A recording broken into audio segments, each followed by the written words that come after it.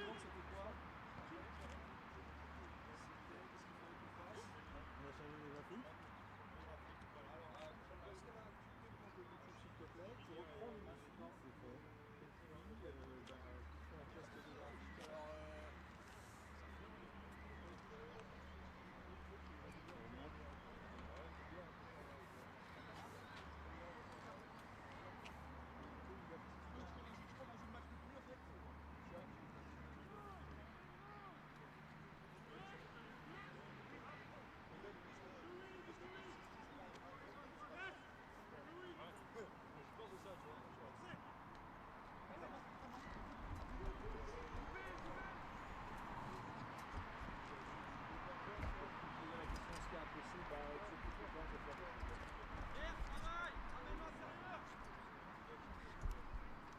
Alors, donc c'est pas affiché.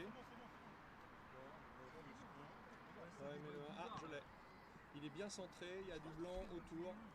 Et en plus, tu as géré la transparence. Ouais. Je peux le demander. Super.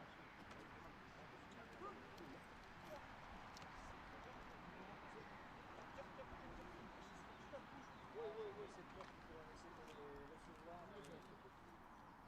J'ai un Sennheiser, je peux le mettre sur la même fréquence que l'arbitre. Vous faites quoi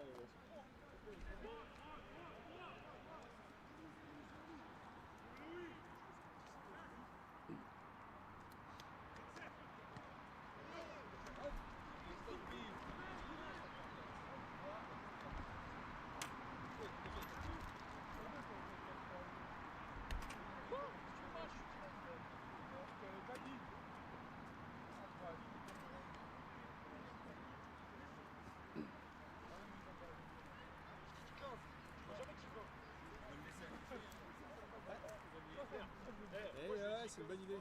Non, je te promets qu'il n'y avait pas de display, ça a dit on est 3 et on fait. Et alors, je t'ai dit 3 à 15 balles chacun, je t'avais dit. Redis. Moi, je pensais pas ça.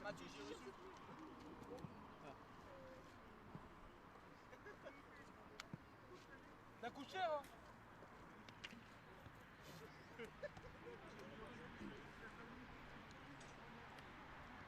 Malade. Ok, je vais voir. Hein?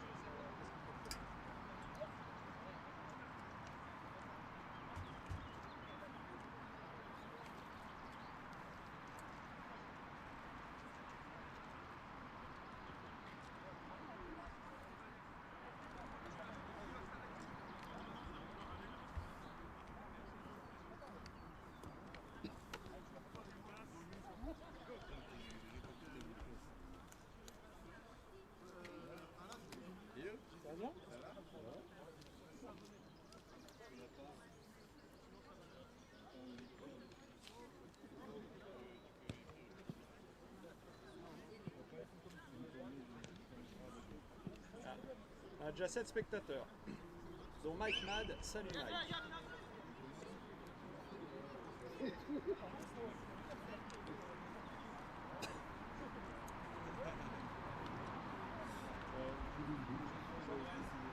Allez. Le médecin là. Jean-Noël. Là, j'ai pas les commentaires, c'est normal. Et je vais vous dire une chose, il faut penser à couper au moins le micro quand il y a la musique des choses. C'est très important. Pas jouer aussi.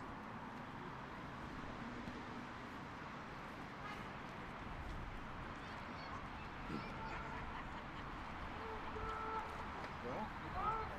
C'est parti.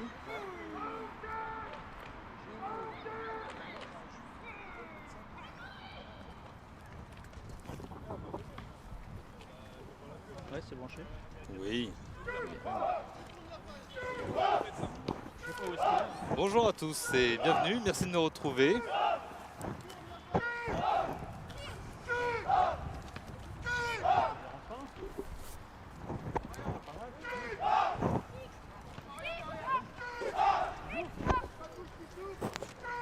Alors, nous sommes en direct sur YouTube. Bonjour et merci de nous retrouver donc, pour ce match de la 10e journée de D2. Bonjour à tous. Dernière journée de championnat saison régulière. Voilà, Et les un match. Templiers ont pour but de gagner aujourd'hui afin Tout de, à fait. Alors, afin de tenter d'être Voilà. premier pour la poule. Ça dépend pas que d'eux malheureusement. non. Alors, si, ils seront premiers de poule. De leur Oui, poule, de la ça, poule, ça, ouais. ils seront Mais de la premiers. poule nord. Après, l'incertitude qu'il existe, c'est sur le fait de ce règlement qui serait que la confrontation directe serait quand même pris en compte par la fédération le cas échéant. Mais ça, Ouais, vis-à-vis des Vikings.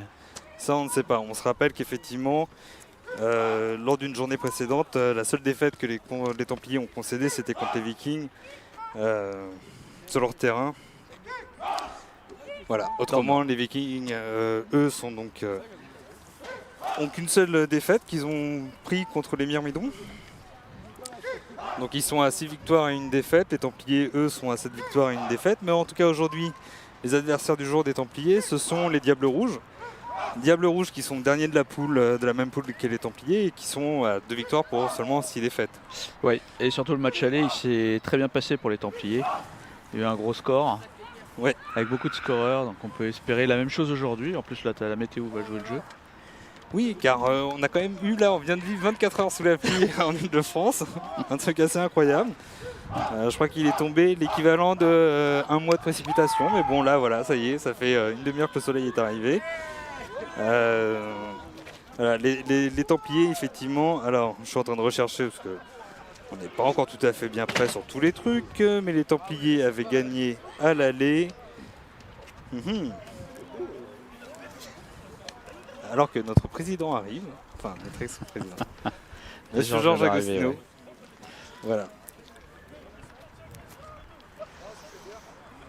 Oui, les Templiers Voilà. s'étaient imposés 36-0 Ouais. chez les Diables Rouges. Bon, les Templiers ont aussi la meilleure attaque.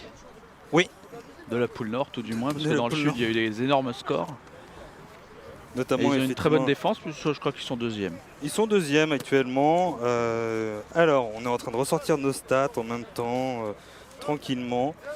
Donc effectivement, ce sont les pionniers qui ont la meilleure défense du championnat avec seulement 9,5 points encaissés en moyenne par match, et les Templiers sont deuxièmes avec 10,38 points. Tandis que les Diables Rouges, eux, peinent à arrêter parce qu'ils prennent 16,25 points. Ils sont un peu moins bien classés, on va dire, niveau défensif. Alors que le TOS, les capitaines sont Au milieu. au milieu, réclamés.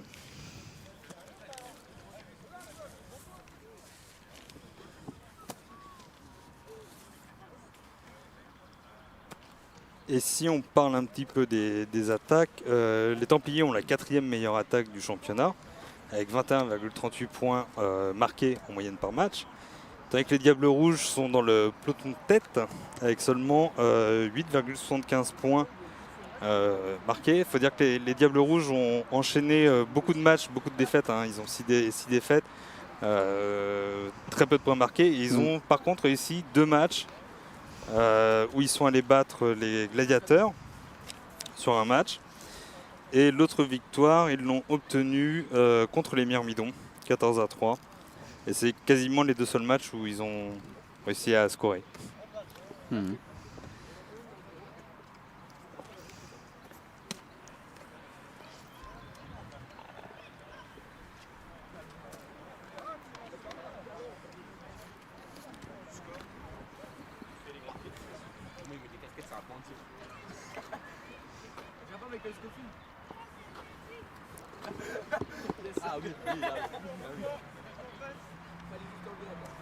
Voilà, on attend que le toss ait lieu, c'est long. Hein.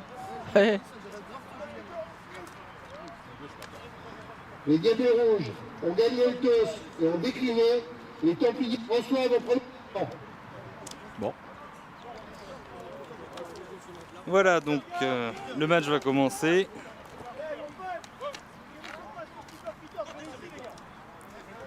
On voit les Et donc capitaines qui reviennent. les Diables Rouges vont kicker. Et on choisit de recevoir en deuxième mi-temps. Bon. Le choix du nouveau coach, on va rappeler quand même pour ceux qui nous rejoignent que le coach Le head coach des Templiers n'est ni plus ni moins que Miaous, Jérémy Larocque.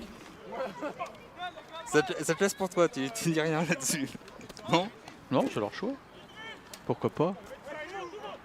Écoute, Moi, j'ai pas d'avis sur la question. Je sais que c'est quelqu'un qui emmène bien l'équipe.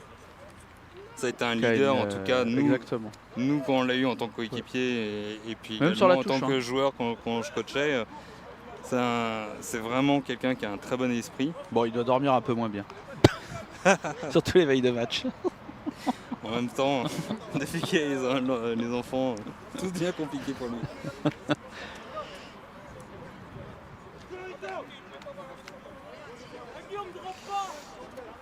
Donc, on nous a fourni un petit roster qui, bien entendu, n'est pas complètement à jour. Donc, c'est Romain Guillaume, le numéro 80, et l'escroc. Le numéro 28, Jérôme l'escroc, l'escroc, excuse-moi, faut que j'arrête de l'appeler comme ça, qui vont retourner pour les Templiers.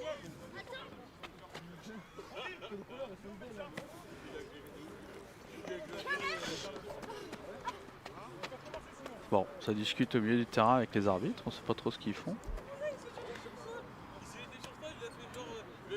Ah. Marrant, pourtant on a 5 minutes de retard. En tout cas, tout le monde a l'air d'être plus ou moins en place. Qu'est-ce Attends, qui se le médecin passe ou quoi? Ça y ressemble. Ah, quelque chose d'inhabituel. Oui, pour changer. Alors c'est quoi déjà, tu prends une pénalité quand le médecin est en retard? Oh, 5 yards par 5 yards. Merde, ça, toutes les 5 minutes.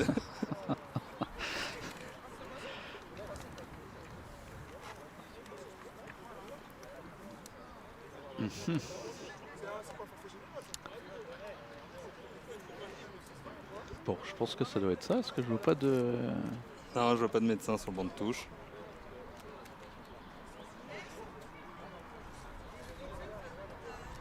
Bon, si on rappelle un peu les forces en présence, côté offensif, donc on a Jérôme, le porteur de balle, le numéro 28, qui fait une bonne saison. On a en quarterback l'américain, Brian Giorgio, qui est passé par Bergame.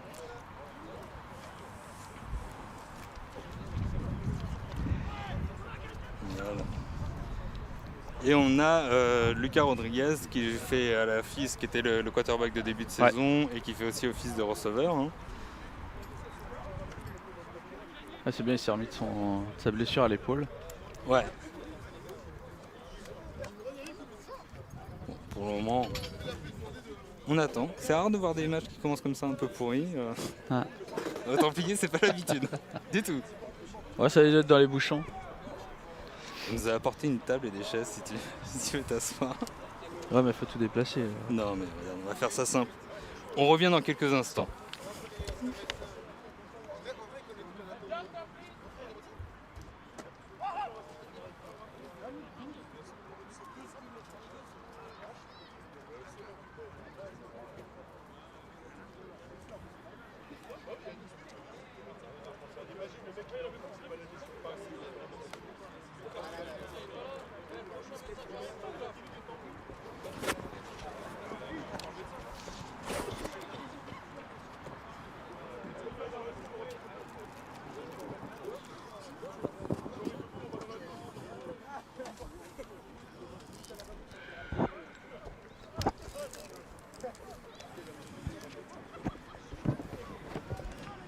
Voilà.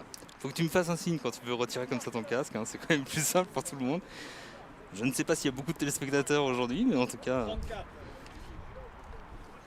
Bon, bah les équipes sont reparties à l'échauffement. ils ne seront pas peinés.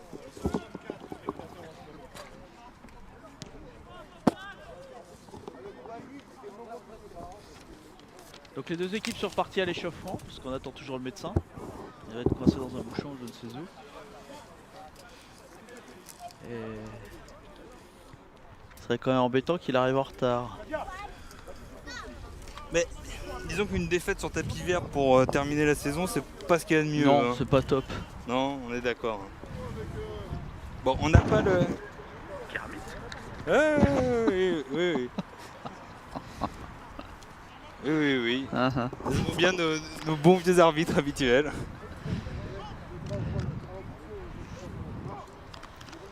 Bon, alors que le ciel est de nouveau un peu menaçant, mais on va croiser les doigts.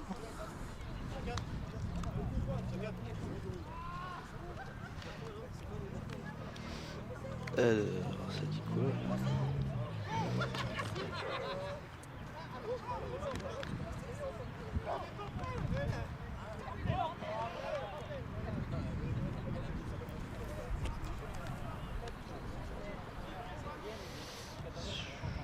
Non, c'est bon.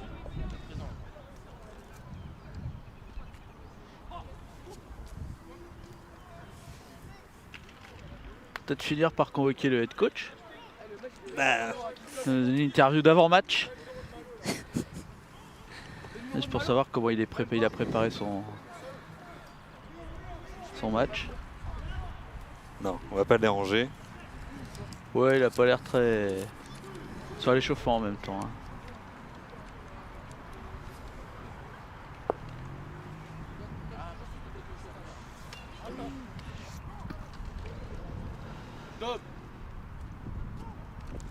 Je crois que quelqu'un est attendu. Ouais, je sais pas, il a pas l'air pressé. Il a pas une grosse malle de secours. Enfin, ouais. Non, non plus.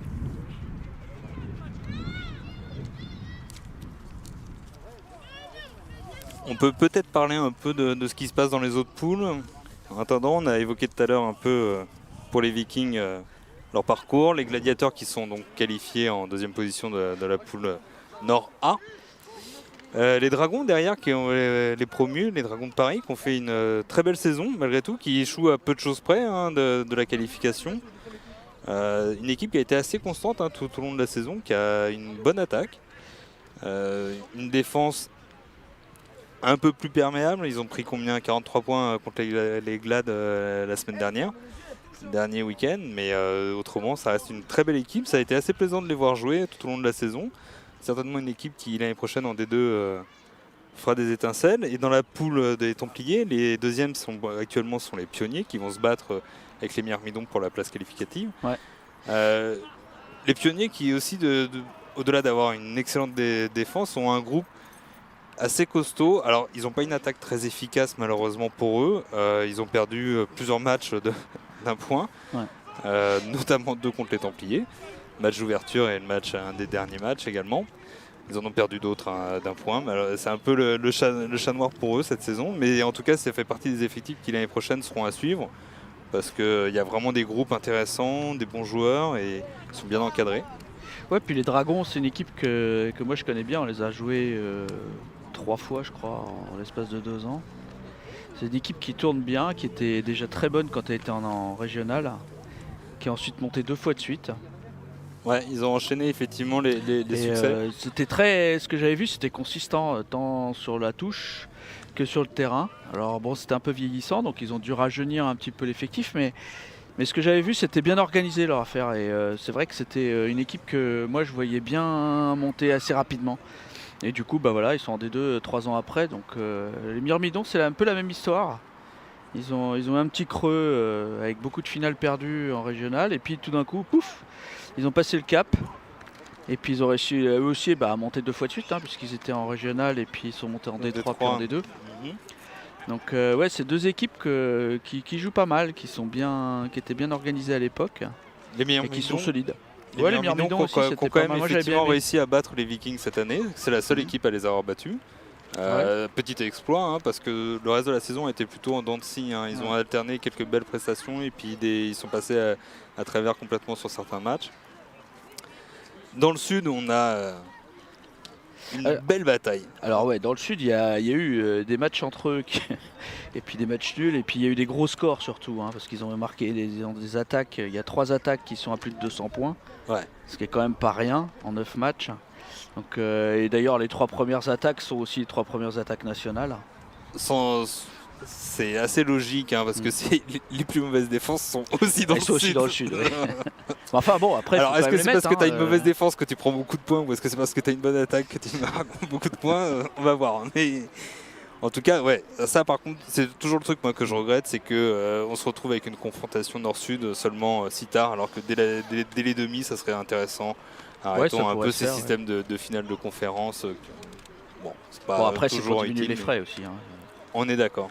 C'est Et donc pas- effectivement dans la poule Sud A, celle des kangourous, des grizzlies, des ours et des lions, ça va encore se battre parce qu'il y a un kangourou ours, enfin plutôt un ours kangourou ce week-end qui va être très disputé et le vainqueur se qualifie. Les kangourous sont actuellement premiers de la poule, mais le problème c'est que les ours peuvent en cas de victoire repasser devant. Et alors on a les grizzlies, les catalans. Je dis pas que personne ne les attendait parce que on savait que c'était une bonne équipe qui pareil a fait un beau parcours ces dernières saisons. Mais alors qui cette année a la 3e meilleure attaque. Alors ils n'ont pas une bonne défense malheureusement pour eux. Ça leur a fait perdre les matchs quand ils sont déplacés notamment à Nice. Mais ils ont vraiment un très très beau groupe, assez plaisant. Et les Lions de Bordeaux, qui autre Girondin on va dire de la poule, ils ont un excellent QB, ils ont aussi un bon groupe. C'est une équipe qui devrait dans les années d'après encore tenir le haut du pavé et progresser. Leur QB, c'est, j'ai zappé son nom, mais en tout cas, je crois que sur les dernières saisons, c'est un des meilleurs QB français, tout simplement en termes de stats. Et enfin, donc, dans la dernière poule, la poule des Dauphins, les Dauphins sont premiers, qualifiés, assurés d'être premiers de poule. Et derrière, on a les Aigles, les Gaunes de Lyon et les Canonniers qui vont se battre. Alors, les Canonniers n'iront pas en play-off, ça c'est sûr, mais les Aigles et les Gaunes vont encore se disputer le fait de pouvoir gagner, puisque à l'aller c'était les Aigles qui avaient gagné 18-19 je crois, et donc ce week-end le match retour, donc le vainqueur va se qualifier. Bon, les Gaunes qui n'ont pas été des méritants, loin de là, pareil, pour des promus, c'est plutôt, ils font une belle saison. Les Aigles de Chambéry qui ont... pareil, comme d'autres équipes de ce championnat, ont un peu alterné des bonnes performances et des performances un peu en dessous. Ils ont enchaîné donc avec les histoires de report de match. Ils ont enchaîné 2 matchs d'affilée contre les Niçois. Les Niçois qui clairement ont une belle attaque, mais une attaque un peu monotypée, on va dire. En l'absence de leur rapport américain et d'autres joueurs bien entendu, mais principalement de leur rapport américain, ça a donné une courte victoire et 2 défaites, les 2 de la saison. Alors qu'un joueur vient de nous saluer, tu prends ta défaite sans tapis vert. Voilà. Ah. Ou pas. Alors. Ça serait... Bon, on rentrera plus tôt. C'est comme ça qu'il faut le dire. Les dernières fois où je suis venu avec Jérémy, il n'y avait pas de match. On nous avait pas prévenu. C'est bon ça. C'était excellent. En termes de com, c'était top. Ça a un peu changé, ça a évolué, il y a eu des progrès de fait. Non mais c'était un match qui avait été annulé la veille et donc voilà quoi. Mais donc oui, pour terminer sur les Dauphins, ils ont fait un déplacement à Chambéry, toujours sur leur import. Ils l'ont perdu et la semaine d'après, ils ont mis 40 et quelques à 6 à la même équipe. Donc ça donne le niveau de leur import et du poids qu'il a. Alors c'est vrai, il est à la fois meilleur passeur, normal c'est leur QB, mais il est aussi meilleur coureur de leur équipe. Bon. On aurait préféré qu'on commence directement sur un match.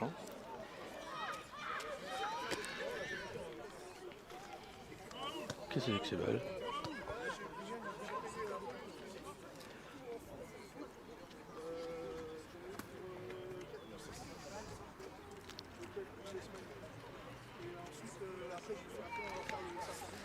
Alors il arrive peut-être pas à se garer le petit monsieur, il a peut-être un souci.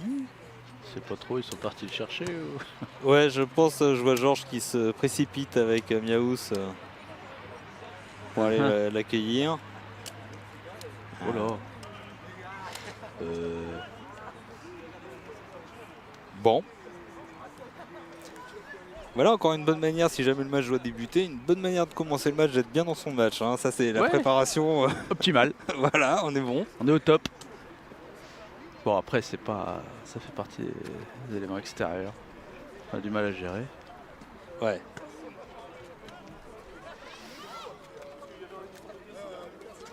Et on espère quand même que le médecin va arriver à l'heure. Je sais pas, il a une demi-heure pour arriver, je crois. Ouais. Quelque chose comme ça. Bon, le toss a eu lieu avec 5 minutes de retard.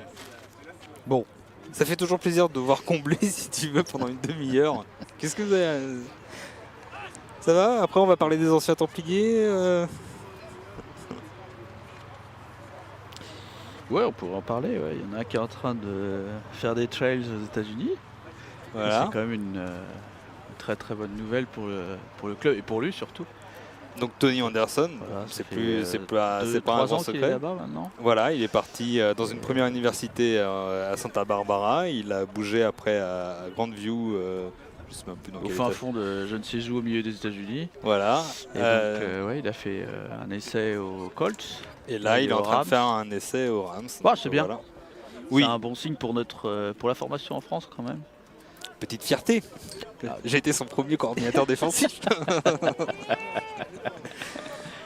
Je pense pas ouais. lui avoir apporté plus que tous les autres coachs, mais... Non, Bon, en tout moi, cas, j'ai vu, il c'était était en un... défense, hein, donc Ah, je ne l'ai toujours coaché qu'en défense. je n'y suis pour rien à son niveau. Non, c'est un très bon excellent joueur. niveau. C'est vrai que je l'avais eu en cadet quand il a commencé. Lui, comme Tsatsong et d'autres joueurs. Quand je l'ai retrouvé un peu plus tard, lorsque je coachais la défense des seniors, c'est vrai que ça a été un bon plaisir de le récupérer, surtout qu'on était encore en Europe à l'époque. Et c'est vrai que Ouais. c'est un petit poids supplémentaire, un joueur de... Alors, il n'était pas très épais à l'époque, mais il s'est bien épaissi. Hein. Il monte ses abdos Oui, sur les un photos. petit Tu peu, vois. ouais. C'est gay On friendly, sent on va qu'il a dire. été un peu à la salle. Voilà. En tout cas, qui mise là-dessus, sur la communication. En fait. Mais en tout cas, non, c'est un excellent joueur et c'est vrai que c'est un joueur qui est 1m90, qui est athlétique, qui a une bonne vision du jeu, qui est très rapide, qui est réactif. Et puis, effectivement, avec son gabarit, se détendre est assez facile. Et il a donc enchaîné les bonnes saisons aux États-Unis. Bon, après, il est français. Avec un nom à consonance anglo-saxon, ce qui pourrait prêter Ouais. à confusion chez eux, on sait jamais. Ah, j'ai quand même comme un doute. Je pense qu'ils sont très regardants à ce genre de détails, Oui, ouais. malheureusement. Bon, après ça reste l'élite de l'élite. S'il arrive à l'intégrer, tant mieux, même dans une équipe d'entraînement. Hein. Ce serait déjà une énorme perf. Dans tous les cas, avoir la possibilité de participer à ce genre de Ouais. mini-camp, c'est- de rookie, mini-camp, c'est déjà Ouais, c'est comme un aboutissement. voilà, pour peu un de Français hein. peuvent le Ouais. faire. Ça va lui ouvrir de toute façon la possibilité de jouer dans d'autres ligues. Je pense qu'il aura l'intelligence, si jamais ça ne fonctionne pas pour la NFL, d'accepter d'autres ligues. Après, c'est une saison compliquée parce qu'on a aussi la ligue, l'American Football League Association. Là, Ouais, qui joue l'été. oui, mais qui Pourrait a l'envoyer fermé chez PJ. et qui donc du coup a On pourrait l'envoyer chez PJ Jack. Ils ont- En Floride, il fait beau.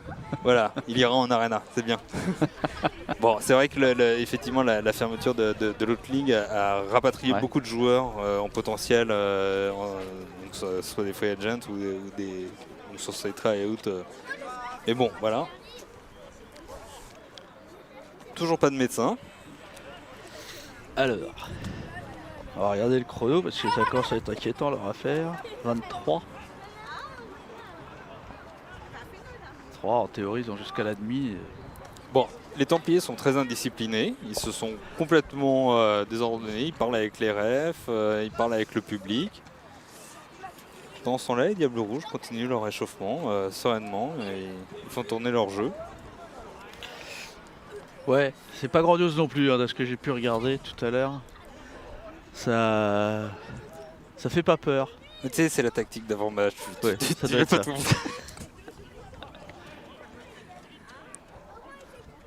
Un effectif des Templiers qui en tout cas...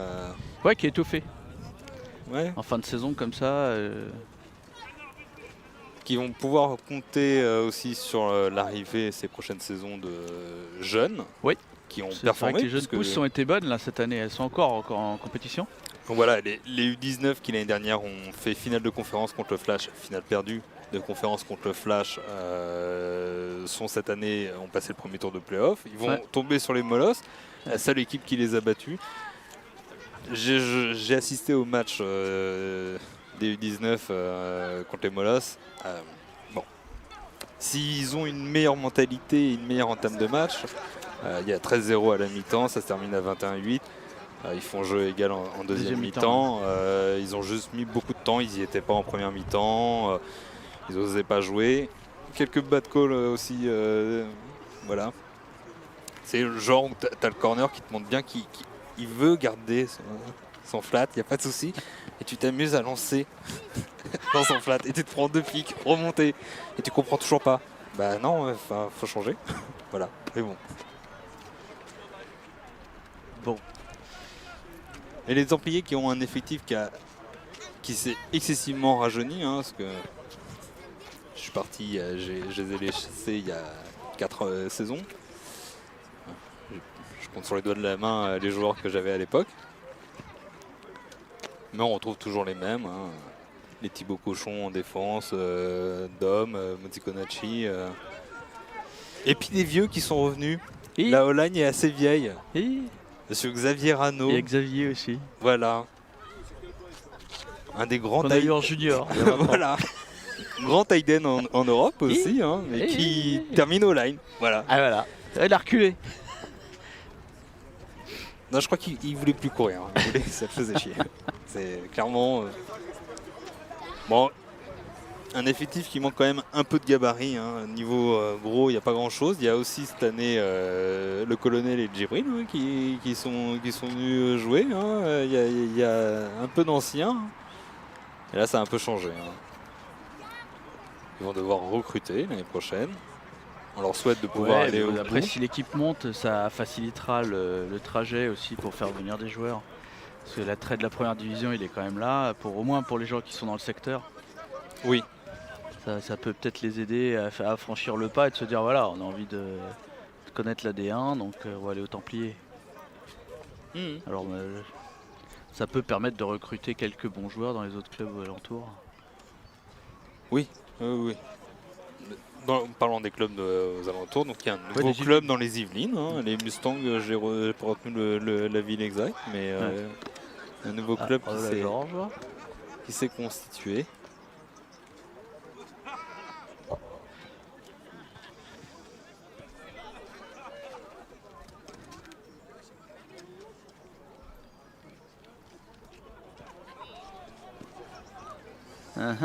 Donc il faut la présence absolue d'un médecin pour oui, quelqu'un du corps médical en tout état de cause. Oui, mais tu n'as pas le droit d'un médecin, kiné, peu infirmier. importe, quelqu'un qui sache pratiquer les premiers gestes en cas où.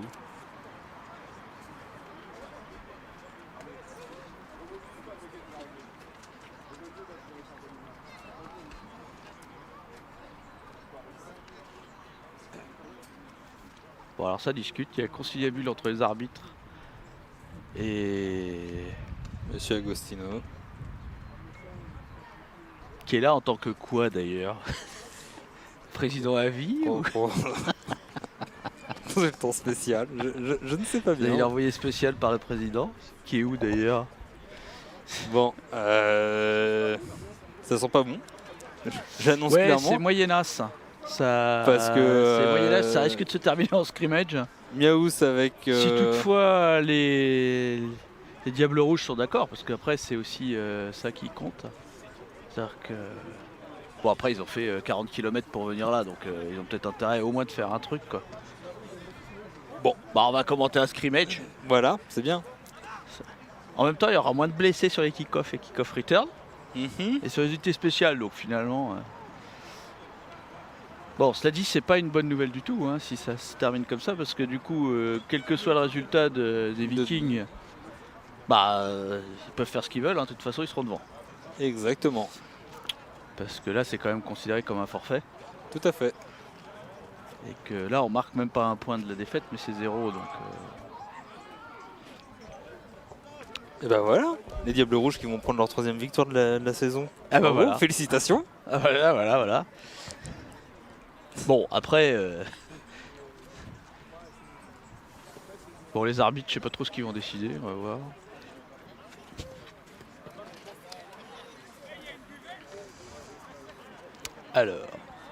Alors... Ça discute. Plop. Oui, 3 premières gouttes qui commencent à retomber. Ouais, mais il fait beau là à droite, donc c'est bon. C'est bien, t'es optimiste. Hein, Hein? T'es assez optimiste aujourd'hui. Hein. Ouais, moi je connais bien ce coin-là. Je suis venu assez souvent pour savoir que ça dure jamais longtemps et que quand on voit à droite que ça va, bah, 10 minutes après il fait beau.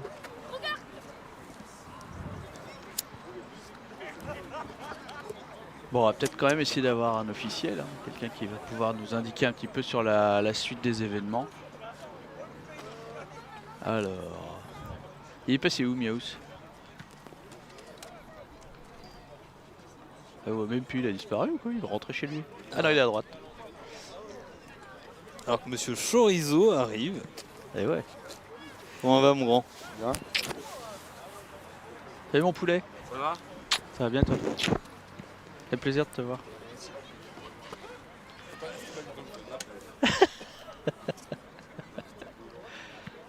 Bon, est-ce que tu peux aller nous chercher Miaous en attendant? Il va peut-être nous expliquer 2-3 choses.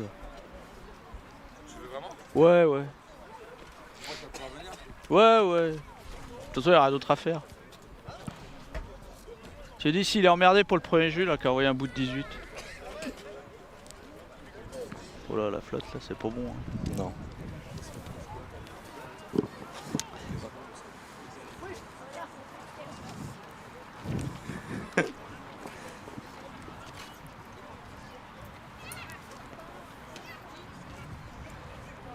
Le directeur technique, non, directeur sportif remballe les affaires de sa fille. C'est important. Peut-être aller chercher un pépin, moi.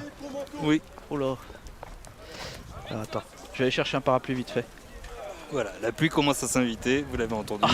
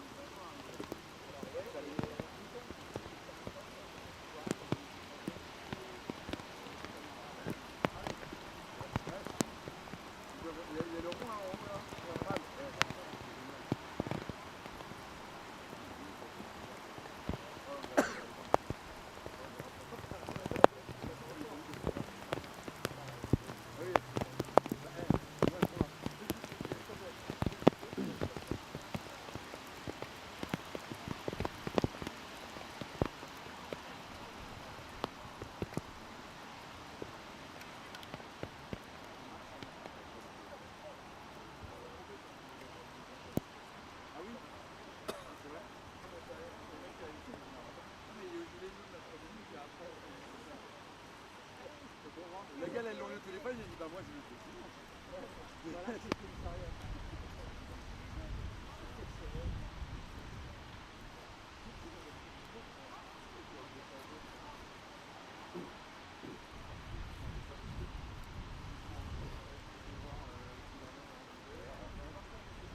Ouais. Alors bah bon, au moment Fred. On monte aux nouvelles. Oui, Parce que mais il faut que j'y aille aussi parce que ma puce elle marche pas. il y avait un score. Hein. T'as plus GSM pour la France ou Pardon? t'as plus GSM pour la France ou Non, non, la puce qu'il m'a donné, la carte. la carte pour Ricardo? Ouais.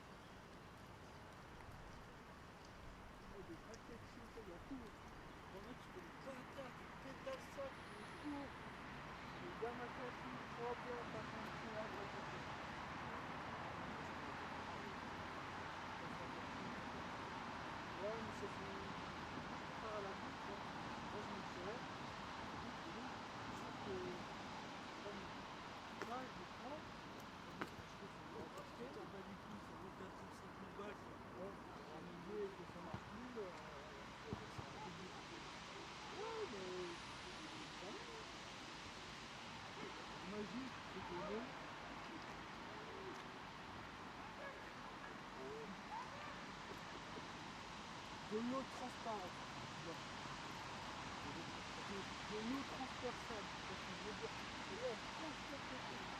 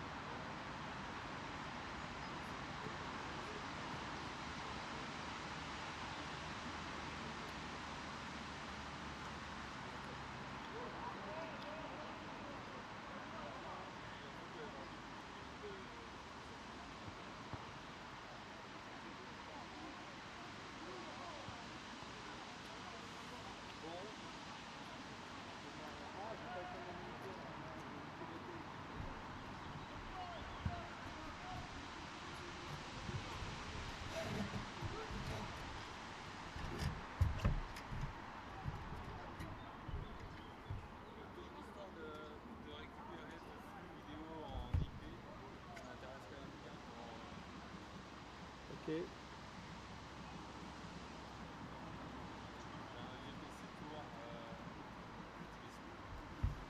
Attends.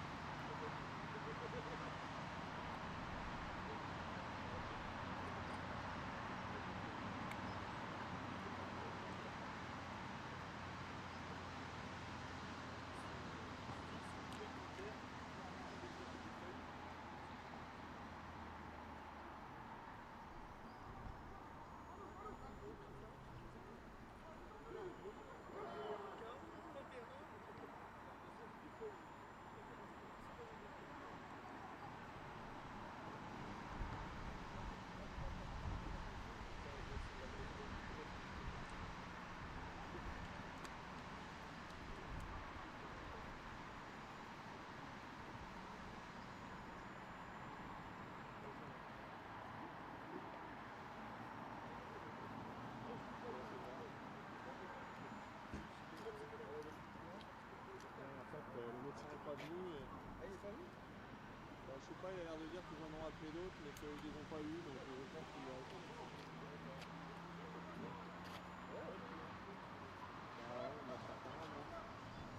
C'est dommage. C'est les boules, parce que ça m'amuse de faire ce truc-là, et en plus, il y avait les gens de Noël là. C'est quand même la première fois que je voyais, on aurait pu faire un truc sympa, mais c'est bien parti, il y avait toute la config. Capter les transports, parce que moi je vois ça, j'achète pas.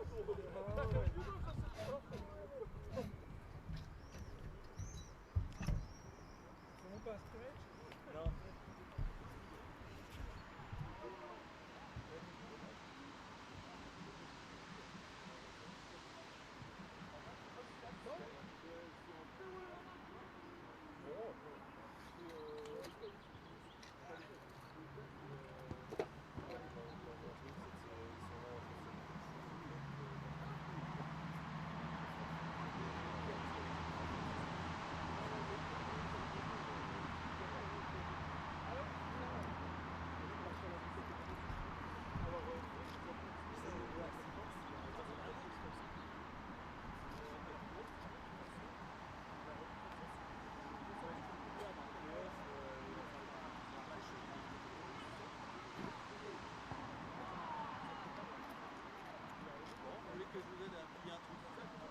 On va le faire, oui, je suis en train de répondre aux questions là.